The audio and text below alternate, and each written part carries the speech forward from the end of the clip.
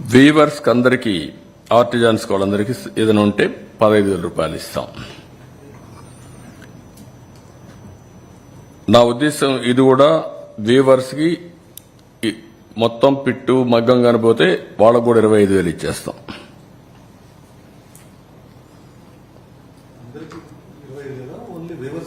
25,000 వీవర్స్కి కిరాణా shop మారిగా మొత్తం మగ్గం పోతే.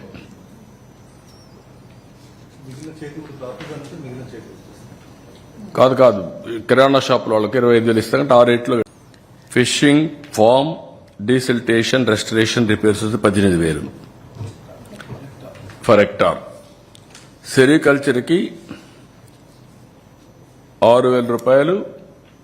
ఇది కూడా నాకు వాడేసిన దాంట్లో నేను మర్చిపోయాను, ఇది కూడా కరెక్ట్ కాదు. దీనికి కూడా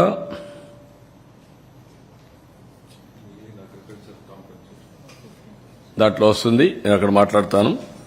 లైవ్ స్టాక్ కౌస్ అండ్ బఫెలోస్కి 50,000, bullocks 40,000, livestock calves 25,000, livestock sheep గోట్కి 7,500, లైవ్ స్టాక్ పౌల్ట్రీ బర్డ్కు 100 రూపాయలు, క్యాటిల్ షెడ్ డ్యామేజ్ అయితే 5,000.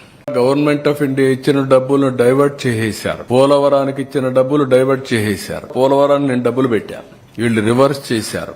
అమరావతికి డబ్బులు వద్దని చెప్పారు.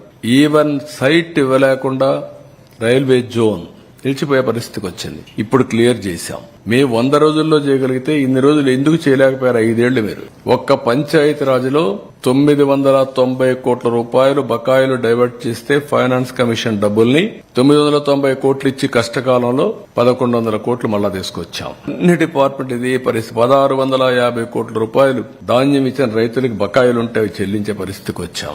10,50,000 కోట్ల రూపాయల అప్పు, 1,00,000 కోట్ల రూపాయలు బిల్లు పే చేయాలి. ఇప్పుడు ఇక్కడికి వస్తే ఎంత నిర్లక్ష్యం అంటే 2,000 కోట్ల రూపాయలు అకౌంట్ లో చూపిస్తున్నారు. 9 ఏళ్లలో ఖర్చు పెట్టేశారు. ఖర్చు పెట్టిన డబ్బుల్ని అకౌంట్ కూడా రాయలేని అసమర్థ ప్రభుత్వం.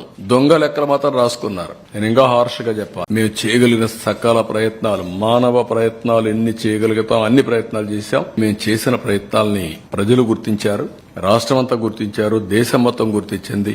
నేను అహ్మదాబాద్ పోతే అందరూ అప్రిషియేట్ చేసే పరిస్థితికి వచ్చారు. Nation has recognised. ప్రతి ఒక్కరూ ఈ కష్టాలు చూసిన తర్వాత దాతలు స్వచ్ఛందంగా ముందుకు వస్తున్నారు. చాలా సంక్షోభాలు చూశాను కానీ ఈ విధంగా ఎప్పుడు రాలేదు. ఆ విధంగా వచ్చారు. వారందరికీ పేరు పేరున మనస్ఫూర్తిగా కృతజ్ఞతలు తెలియజేస్తున్నా. రాష్ట్ర ప్రభుత్వం తరఫున 5 కోట్ల ప్రజల తరఫున ఎక్కడో ఉండేవాళ్ళు డబ్బులు పంపించారు. ఇంట్లో నుంచి బయట రాని వాళ్ళు వీల్ చైర్స్ వేసుకొని వచ్చి డబ్బులు ఇచ్చేసిపోతున్నారు. వీల్ చైర్స్ వేసుకొని కలవాలి, ఇవ్వాలి. నా బాధ్యత. ఒక సోషల్ రెస్పాన్సిబిలిటీ అనేది ఒక ప్రభుత్వమే కాదు, ప్రభుత్వానికి మేము కూడా అండగా ఉండాలి అనే పరిస్థితికి వచ్చారు. దానికి కారణం ప్రజలు ఒక నమ్మకం. నేను కూడా మనిషిని, నేను కూడా చేయాలి అని పిల్లల దగ్గర నుంచి అందరూ హెల్ప్ చేసే పరిస్థితి వచ్చారు. 179 సచివాలయాల్లో ఉండే అందరికీ ఫస్ట్ ఫ్లోర్ లో ఉండే వాళ్ళు నీట మునిగారు. గ్రౌండ్ ఫ్లోర్ లో వాళ్ళందరికీ 25,000 రూపాయల చొప్పున ఆర్థిక సహాయం చేస్తున్నాం. వాళ్ళు టీవీలు పోయినాయి, లేకపోతే అక్కడ ఎలక్ట్రానిక్ గూడ్స్ పోయినాయి, చాలా నష్టపోయారు. ఇది చరిత్రలో ఫస్ట్ టైం ఒక్కొక్క ఇంటికి ఇంత పెద్ద ఎత్తున 25,000 ఇవ్వడం అనేది ఇది ఫస్ట్ టైం. ఒకప్పుడు 4 బుడమేరు వల్ల విజయవాడ నగరంలో 32 డివిజన్లు పక్కన కొన్ని విలేజెస్ యాక్చువల్ గా నీటిలో మెర్జ్ కావటం, ఎంతో మంది ప్రజలు సఫర్ అయ్యారు. అయినప్పటికీ అమరావతి క్యాపిటల్ సిటీ 2017 చదరపు కిలోమీటర్లు ఎటువంటి ఇబ్బంది రాలా. అయితే గతంలో వైఎస్ఆర్సీ ప్రభుత్వం ఇదంతా మునిగిపోతుంది, ఇక్కడ రాజధాని కట్టడానికి లేదు, ఈ రాజధానికి పనికిరాదని ప్రచారం చేశారు. 11.43 లక్షల క్యూసెక్కులు వచ్చినా ఎటువంటి ఇబ్బంది లేకుండా.